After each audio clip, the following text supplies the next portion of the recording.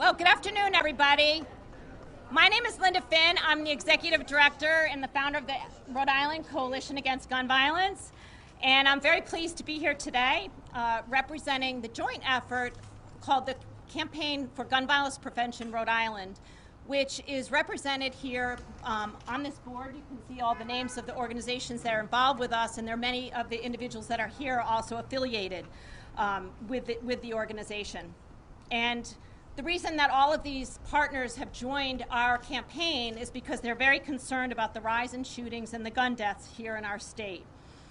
And it isn't surprising that we have support from the medical, educational, faith-based, youth, law enforcement, and other groups, because statewide polling shows that the majority of Rhode Islanders support the bills that you're going to be hearing about today. After the Sandy Hook massacre in 2012, Connecticut passed many of the bills that we're going to be talking about today, and because they took swift and bold action, gun deaths are down 18% in Connecticut from 2012 to 2019. Massachusetts has had a ban on assault weapons and high-capacity magazines since 2004, and they have the lowest gun death rate in the country. So far this year, Rhode Island has seen double the amount of deaths and a large increase in the use of weapons with high-capacity magazines. And the polling that was done last year in 2012 shows that 70% of Rhode Islanders support the bill package that you're about to hear about. These bills will save lives, and we are hopeful that this is the 1 year, oh my goodness, thank you, now everybody can finally hear me, you didn't have to listen to anything. We are hopeful that this is the year that the House and the Senate will bring these bills to a vote. It is my pleasure now, to introduce Nwando Opokansi. She's the co-founder of the Woonsocket Alliance to Champion Hope. She has a commitment to social justice, community development, youth development, and public health. Nwando is an amazing young woman who is here in Rhode Island trying to make Rhode Island a better place. She has a degree from Boston College. She has a nonprofit leadership strategy from the University of Pennsylvania, a certificate, and she has a master's degree in social justice and community organizing. So I am just so pleased to introduce Nwando, who is one of the campaign partners here today.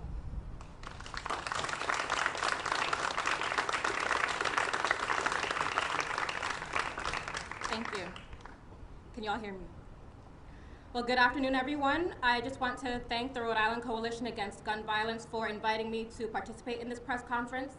As she said, my name is Nwando Opokansi, and I am a co-founder of the Woonsocket Alliance to Champion Hope, also known as the Watch Coalition.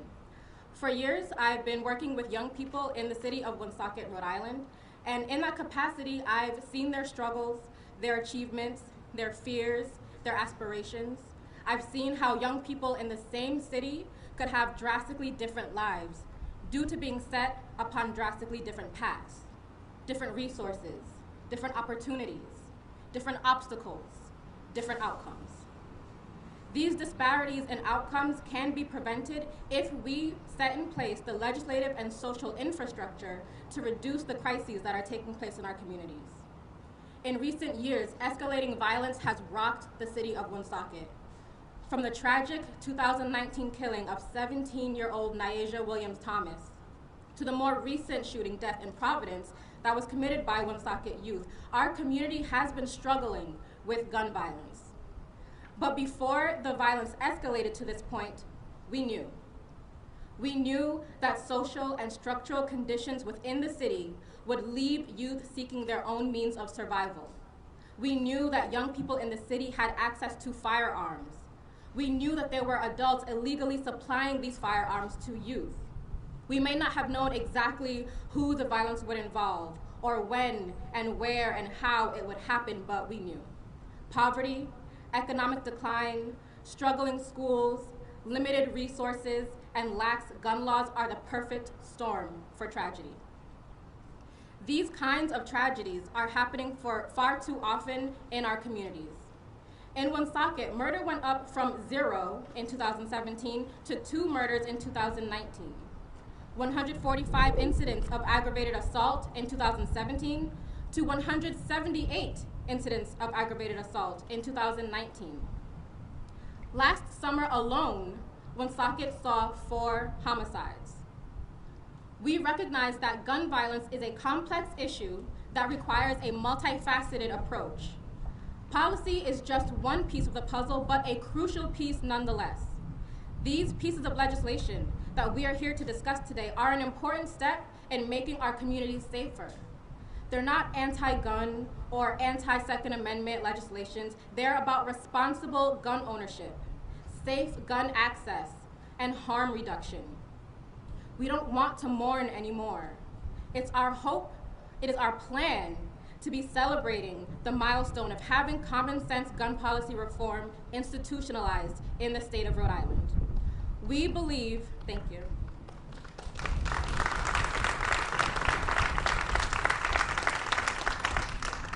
We believe that by building these key partnerships with leaders doing the work across the state, and by mustering the political will to do right by our communities and our young people, that a year from now, we will have cause for celebration.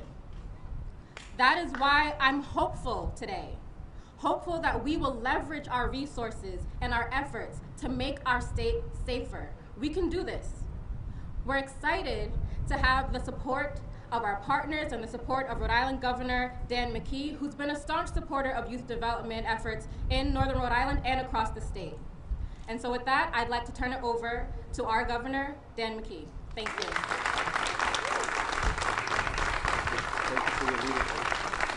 Thank you for your leadership.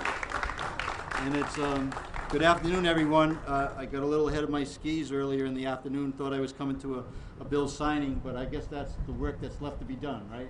So, but thank you for the question so that we could actually take this outside to make sure that we are open, an open government, and we debate the issues. And both the General and I agreed that that was the best thing to do here, to bring it outside, and it's nice and comfortable out here. But so I'm joined by my fellow general officers today, several of our mayors and local legislators, to highlight the pressing issue of gun violence and Rhode Island's effort to put an end to it. I want to thank our Attorney General Peter Neronha for co-hosting this event today, and I also want to thank Senator Golden, along with Representative Caldwell, for sponsoring the legislation package that we are urging the General Assembly to take action on. Finally, thank you to the tireless advocates who are here today: Moms Demand Action, the Rhode Island Coalition Against Gun Violence, the Rhode Island Coalition Against Domestic Violence, and the Woonsocket Alliance to Champion Hope. Your work is crucial to our cities and towns, and it gives voice to those impacted by gun violence every day. I want to pause for a moment and reflect on the Rhode Islanders that we've lost to acts of gun violence.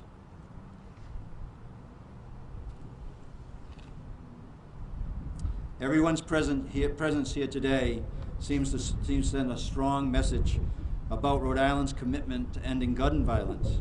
We must be united in this effort to be successful.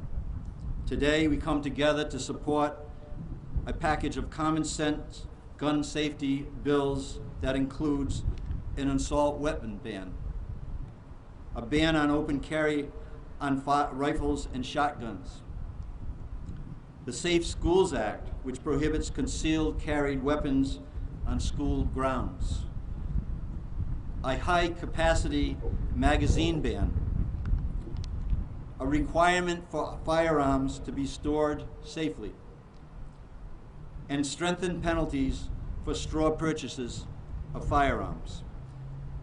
Every Rhode Islander deserves to feel safe in their community and the communities that they call home.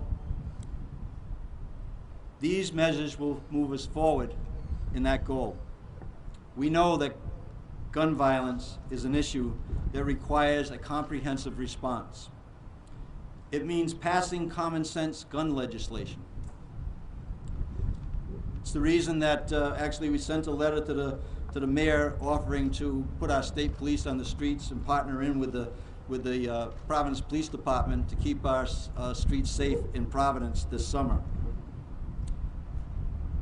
It means expanding access to mentoring and prevention programs to give our young people opportunities to keep them out of criminal activity. And it means bringing community leaders together, elected leaders, and local law enforcement together to come up with ways to make communities safer. Everyone needs to have a seat at the table. This is a time to bring our communities together with our policing, not separate them. Now this issue hits home for me. For many years, I coached basketball with a group of young kids from all over different backgrounds, all over different economic and family situations. And I can tell you, I received the phone calls from young kids as early as the 8th grade asking me, Mr. McKee, I'm invited to a party tonight, but I believe there's going to be a gun there. What should I do? Of course, I responded, keep yourself safe, stay away. For some of those kids, gun violence was an issue they dealt with on a regular basis. Working with these young kids underscored for me just how important mentoring and support programs can be when it comes to changing the path of a young person's life. Our administration is committed to working with community members and leaders at every level of government to reduce gun violence. The legislative package we are highlighting today is an important step forward. I urge the House and the Senate to send it to my desk for signature. I want to thank everyone who has tirelessly worked to get us where we are here today. Let's bring us over the finish line together. And with that, I'll turn it over to our Attorney General, Peter Neronha.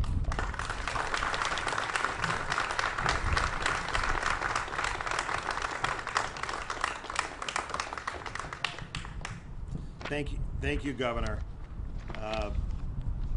Before I begin, I want to make sure that I recognize not only my colleagues in government. I think it's an amazing thing that all 5 constitutional officers support every one of these 6 bills.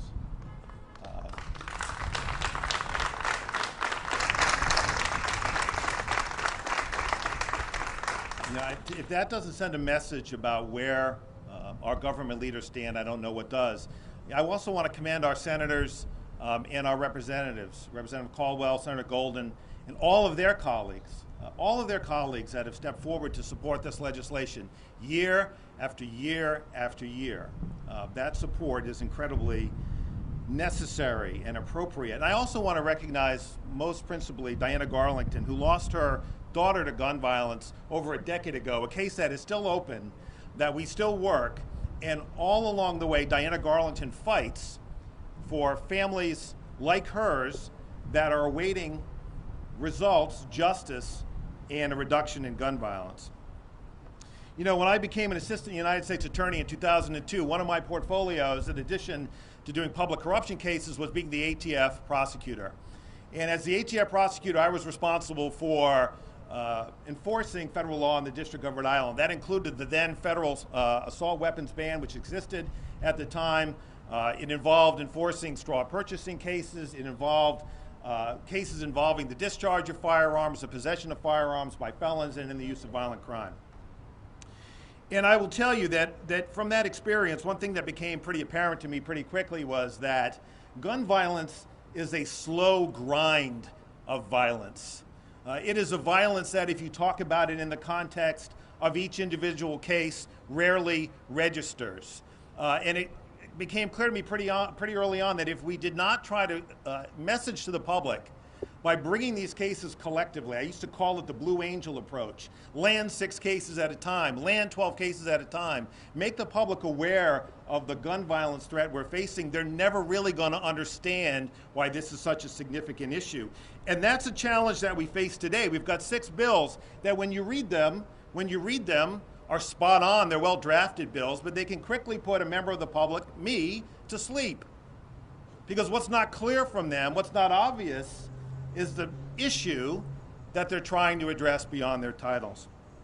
And so that is a challenge for us, whether we're talking about high-capacity magazines, or straw purchases, or assault weapons, or safe schools, or safe storage, or the open carry of loaded firearms down a street, whether that be in Providence, Westerly, or Newport. How do we make those cases real? And as I thought about that question, I went back to the work of the office, because I think of all my colleagues in government, nobody understands this work better than the people who work in my office and me. I was a line prosecutor for nearly 15 years. And when I went back and I asked my folks to tell me about the slow grind of gun violence and what we're seeing on the street and how it relates to the legislation that is before the General Assembly today, I learned this, that these issues are not academic issues. They are the subject of spirited debate, and that is a great thing. That is what our country is about.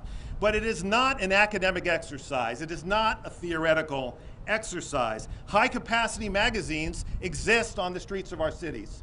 In 2019 and 2020 alone, we seized, in law enforcement, 16 high-capacity magazines, holding as many as 29 or 30 rounds. At too many scenes, we picked up 20, 22 casings. Why is that important? Why does it matter that someone not have access in one clip to that kind of firepower? Because the shooters on the street of Providence aren't good shooters. They don't go to the range. But what they do is put a lot of bullets out at one time. I wish I could share with you, if I was in my office and I had the monitors we have in the office, I could share with you a video of somebody pulling up in an SUV in Pawtucket and discharging 22 .223 rounds from a semi-automatic weapon, rifle, into the back windshield of a car. If I could show you that video, what you'd see is a lot of shots being shot really fast that went through the back windshield, and some of them went through the front windshield. Now think about that for a moment. These rounds went through the back windshield and through the front windshield. If you talk to someone who knows something about guns, as I did, with former ATF Special Agent Ed Troiano, you know that that's a really dangerous situation. And that's why the high-capacity magazine bill and the assault weapons bill matter, because of cases like that.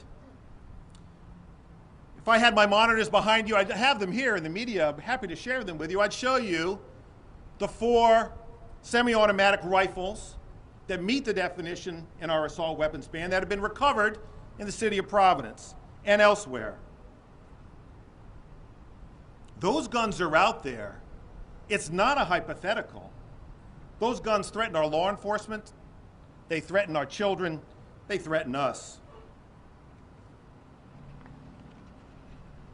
Straw purchases are not hypotheticals.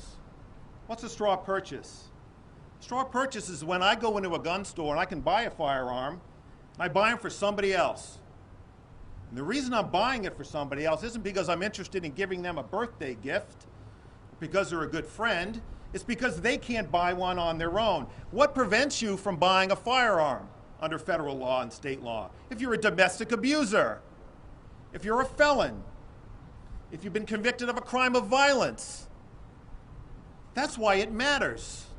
Because when I walk into a gun store and I buy guns for somebody else, I'm putting guns in the hands of somebody who is likely to do a really bad thing with them. Maybe drive up in an SUV and put 22 rounds through the back window and the front window of a vehicle while 2 people are scrambling to get out of the way and very nearly get hit by one of those bullets. Even shooting 22 times, the guy couldn't hit him, but if you watch the video, you can't believe that he didn't. That's why it matters. And it's not hypothetical, straw purchasers. While I've been Attorney General, somebody bought 89 guns for 4 or 5 other people and put those guns on the street. It's not a hypothetical. It's not an academic debate. It's a real problem, and we have a chance to address it. So here's our opportunity.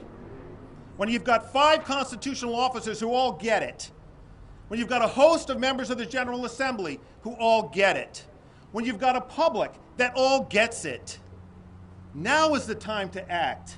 Now is the time to act. We hear it over and over again.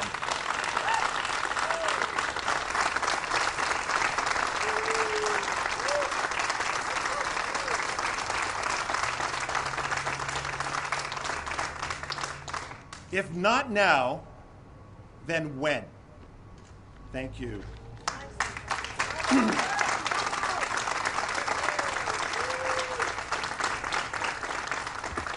So I have no idea what the Lieutenant Governor is going to talk about. Specifically, at least. But it is my privilege to introduce her. I have worked with Lieutenant Governor Matos for a long time. And if there's somebody who understands what life is like in the city of Providence, in all kinds of ways, but in the ways that gun violence impacts young people in Rhode Island, it's Lieutenant Governor Matos. So I'm very pleased to introduce my colleague in government, the Lieutenant Governor.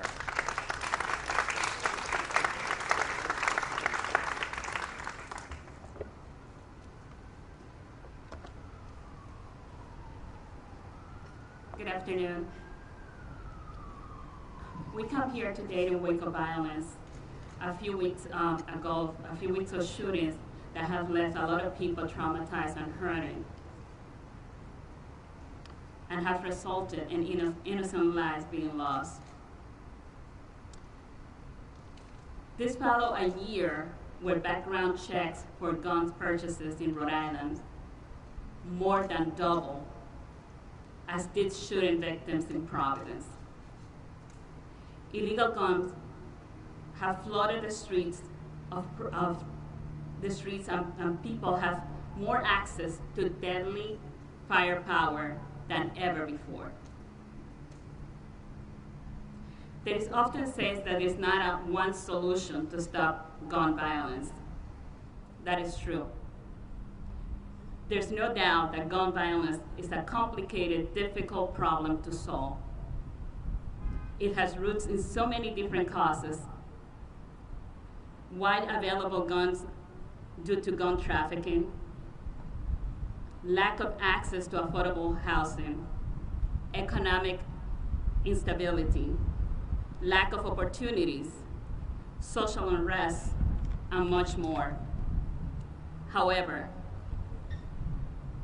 even though gun violence can sometimes make us feel hopeless, we know we have the power to stop it. If we all pull together as one, with a shared purpose and a commitment to fighting for a better future for our communities. Public officials, our top priority is making sure that all Rhode Islanders are safe and that we are creating an environment that gives all Rhode Islanders the opportunity to succeed. Rhode Island has been a national leader on gun safety precisely because we have passed so many important laws to keep people safe, like the red flag laws and our ban on untraceable ghost guns. The package of common sense bills introduced by the Attorney General, Senator Gail Golding, and Representative Justine Caldwell will build on those laws by taking a comprehensive approach to a complicated problem. It will crack down on guns trafficking and straw purchasing and stop the flow of illegal guns into our communities. Limit the access to deadly military-style weapons and high-capacity magazines, and keeping guns out of our schools and public places. We know these laws will make a difference because they have been studied, and there are other states, and we have seen the data. These bills are supported by all of us here, as well as more than half of the members of the General Assembly. And I want to thank all the members that are here today. I know some of them have to run to committees, but thank you for being here and all your hard work. Many of our top law enforcement officials, local mayors like Mayor Rivera and Mayor Grivian that are here with us, and almost 50 organizations representing Rhode Islanders from all walks of life. We can't respect people's right to own guns for protecting themselves, their loved ones, and their homes under the Second Amendment, while still passing common sense gun laws to protect Rhode Islanders from gun violence. President Biden has called on Congress to pass laws prohibiting assault weapons and high-capacity magazines. And many of our neighbors' states already have these laws on the book, including Massachusetts, Connecticut, New York, New Jersey, and Maryland. It is time for us to join them. As we continue to see shooting take the life of our young people and bring pain to our community, we must act now by passing this bill, as well as working to provide support to key organizations and programs that expand opportunities and resources for our young people. I want to thank Governor McKee for your leadership, Attorney General Neronha, Secretary of State Gouveia, Treasurer Magaziner, Senator Golden, Representative Caldwell, and the members of the General Assembly, and our community leaders for joining us in solidarity to create common sense gun laws in our great state. One of the first things that I did when elected to the City Council over 10 years ago was a vigil for a young girl, Anise Varga, who died in a senseless gun violence incident. She was just outside on Hartford Avenue being part of a party with her family, and people just came shooting, and she was a victim of that gun violence that always has stuck with me in my mind. And most recently, I just went to a wake for another young woman with a bright future who was victim of gun violence. It's about time. We have to do something. Thank you.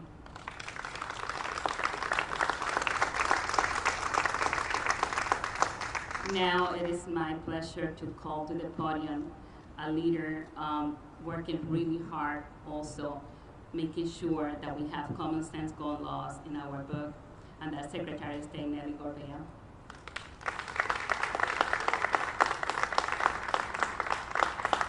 Thank you, Lieutenant Governor Matos, Governor McKee, Attorney General Neronha, my colleague Treasurer Magaziner, and of course Mayors Gregorio and Rivera, and all of you amazing legislative leaders, who I will actually mention a bit also. It's great to be here among such strong support, and I know that in the background it's gone in and out because of different commitments that people have, but it's amazing. It's amazing that at the municipal level, at the General Assembly level, at the executive branch level, and at the community level, you have incredible support for enacting these common sense gun safety laws. And I want to thank Attorney General Neronha for submitting these very important pieces of legislation, and Representatives Caldwell and Golden for being, the people who push them through and gather all the co-sponsors and everybody who's partnering on this effort. Because without leadership like yours, we wouldn't be here today. So thank you so much. And finally, I want to thank the community, the community of organizations that are propelling this through the leadership. For many of us, the issue of gun safety hits in different moments. And, for me, as a suburban mom, it was the Newtown, Connecticut massacre. I vividly remember that day trying to shield my own young children from the horrible news. At that time, my kids were about the same ages. At least one of my kids was one of the same ages. And remember thinking like, okay, I can't listen to the news in the car because I wanted to keep them from even listening to this sort of thing. But a lot of parents don't have that privilege. That's an amazing privilege, to be able to shield your children from this. They have to live with the violence of guns every day. And we need to do whatever we can as elected leaders to support common sense gun safety laws that will protect them, their friends, our neighbors. Now, Rhode Island has taken some pretty good steps forward, but this is the moment. This is where we have to make the difference and pass all of these bills. You have an amazing push from the community. And I want to particularly call out, of course, Moms Demand Action and the Rhode Island Coalition Against Gun Violence, the Rhode Island Coalition Against Domestic Violence. There's so many, the Institute Against Nonviolence. I mean, you're all doing the work. And as a Secretary of State, as somebody who's always encouraging people to get involved, to be active, you are that way in which many people can. And so now is the moment. Let's get this done. I urge the leadership of the General Assembly to help us protect Rhode Islanders and make this a better state for all. Thanks.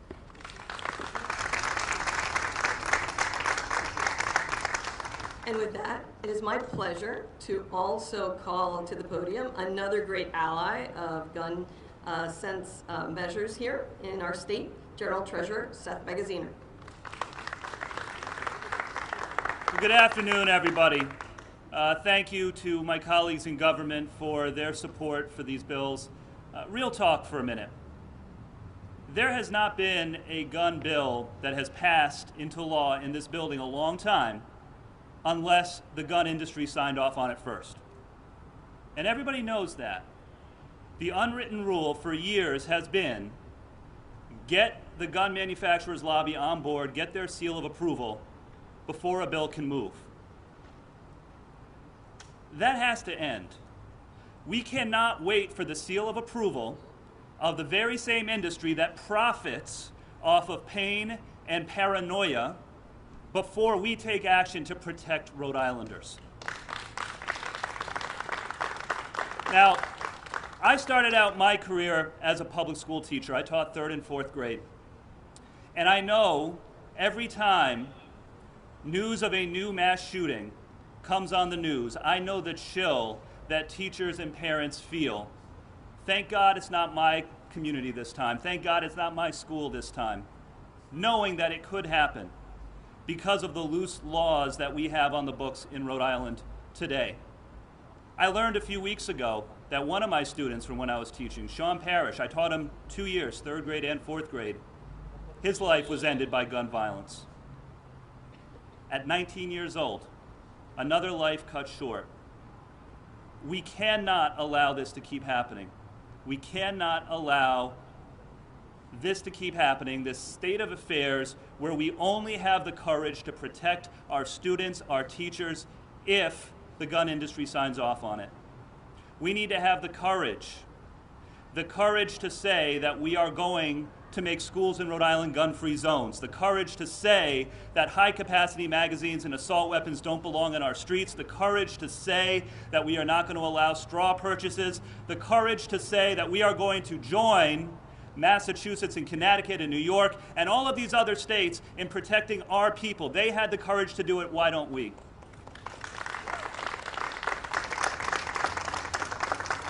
I was proud last year to announce that the Rhode Island pension system will no longer invest in manufacturers of assault weapons because the data is clear that mass shootings are far more deadly when military-style weapons are used. So, in that spirit of the courage that other states have shown, that the legislative leaders and our constitutional officers have shown, that the advocates who show up again and again and again in the face of intimidation have shown, and especially the survivors and the family members who have to come up here and relive the worst moments of their lives again and again and again and beg for their government to do what Massachusetts and Connecticut and all these other states have done in protecting them and their neighbors and their kids from a similar fate. In that spirit of courage, I want to thank everyone for turning out. Let's make this the year that we finally pass these bills.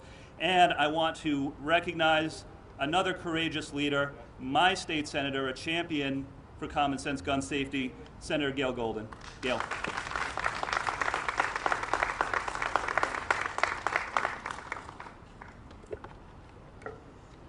Thank you so much. It was December 6, 1989. I was in my first year of college at McGill University in Montreal. As I stood outside the library, about to go in and start studying for my end of semester exams, I heard news. Just down the street at the École Polytechnique at the Université de Montréal, A shooter had walked into an engineering classroom, dismissed the 50 male students, and started shooting at women, yelling that he was fighting feminism. Over the course of the next few minutes, he murdered 17 women and wounded 17 more students. The Canadian government took swift action, making sweeping changes to gun laws, including banning high-capacity magazines.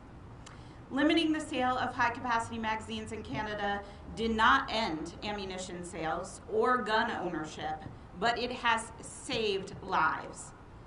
Prohibiting high-capacity magazines and the sale of assault weapons can help save lives right here in Rhode Island, too.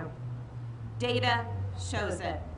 Our constituents know it, and a majority of the Senate are co-sponsors of this bill because they know it too. 23 years and 1 week later, after the École Polytechnique massacre in Montreal, a shooter entered an elementary school in Connecticut. I remember that day so clearly too. My kids were in 3rd and 6th grade. The mom of one of my youngest son's friends called to see if he could come over to play after school. I told her yes, of course, but I needed to see him first, make sure he was okay, and give him a hug. Grateful that my own children were safe that day, and I knew everything would change. An entire generation of children have grown up doing active shooter drills in schools that are locked except for the front door. Let me say that again. An entire generation has grown up doing active shooter drills because they are afraid of what might happen in those schools.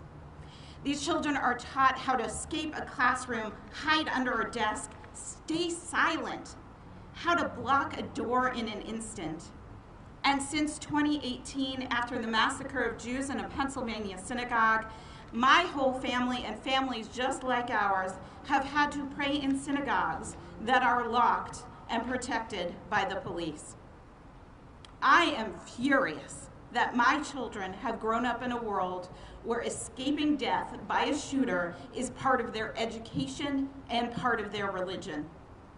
Especially because we know we can take action, and we can take action now to create a safer world. You know, I joined the Senate shortly after the Sandy Hook massacre and have been sponsoring gun safety bills ever since. And in that same time, there has been a mass shooting in this country almost every single week, including right here in Rhode Island. Just a couple of weeks ago, a shooting happened on a playground less than a mile away from my house, and I live right there. So it's probably less than a mile away from where we are right now. We limit the capacity of magazines used to hunt ducks and deer in our state, but we do not afford our children the same protections. The bills that we have introduced to ban high-capacity magazines and assault weapons are in line with the laws in other states, especially Massachusetts and Connecticut. And for years, we have held these bills in committee. And I have given speeches like this over and over again, as we have heard from parents and doctors and police officers and mayors and children and mental health providers and teachers, all imploring us to take action. And as you've heard today, we have been joined by all 5 of our general office holders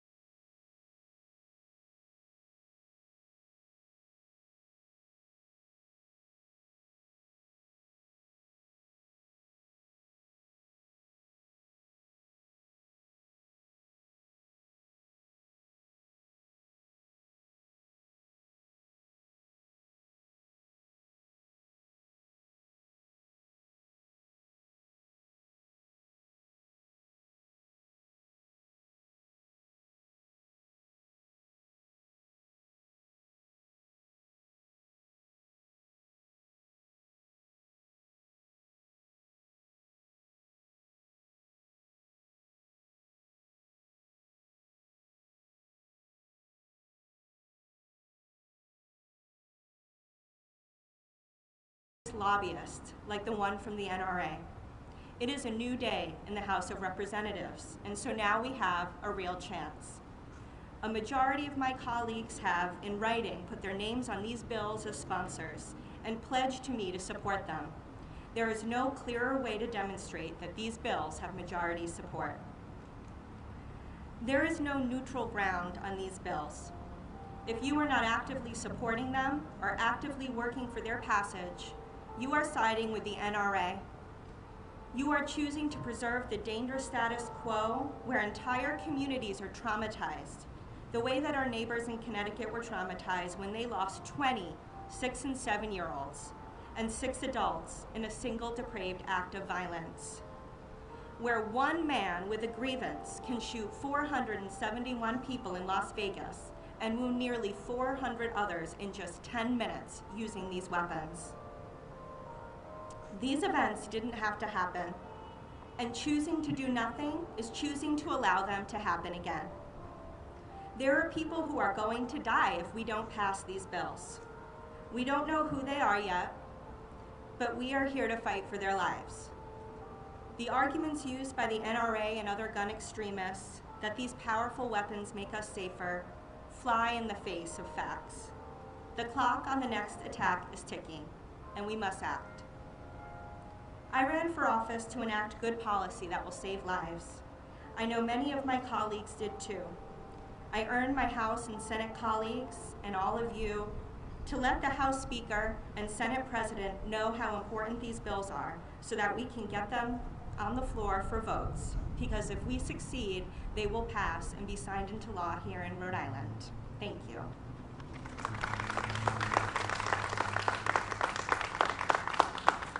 And it's my honor to introduce Tanya King-Harris, who is the Executive Director of the Rhode Island Coalition Against Domestic Violence.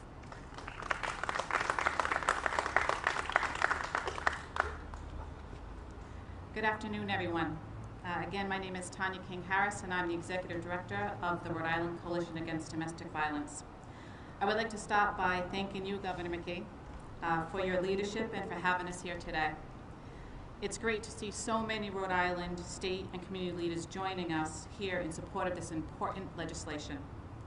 On behalf of the Rhode Island Coalition Against Domestic Violence, our statewide network of member agencies, and our Survivor Task Force SOAR, Sisters Overcoming Abusive Relationships, we appreciate this opportunity to express our strong support for these critical gun safety bills. It's time to make Rhode Island safer for all. Our community has been deeply affected by gun violence for decades. Today, amid the recent escalation of these types of violence in our community, the passing of these bills can just no longer wait. We must protect our community, especially victims of domestic violence and their children. Survivor members of SOAR have shared the pain, the powerlessness, and the fear guns in the hands of abusers inflicted in their lives and the lives of their children. In their stories, they carry the experience of countless other survivors who are not safe enough to speak, and for those who have already lost their lives to gun violence. Women in abusive relationships are 5 times more likely to be murdered by their partners when that partner can access a gun. The abuser's access to a firearm also increases the risk to others, including the family's friends, bystanders. In Rhode Island, every bystander who was murdered during a domestic violence incident was killed with a gun. This includes children who were present at the time and who witnessed this. We have also seen that in many recent high-profile mass shootings, the perpetrators had a history of misogyny and a history of domestic violence in their past. Because of our current laws, these individuals enjoyed access to military-styled weapons with high-capacity magazines, which allow them to kill more people in less time. We urge our legislators to pass these critical gun safety bills this year. The need for clear and enforceable gun laws is critical. For the sake of our community, we must keep guns out of the hands of dangerous individuals and limit access to military-style weapons and high-capacity ammunition. This will simply save lives. The time is now. Thank you so much.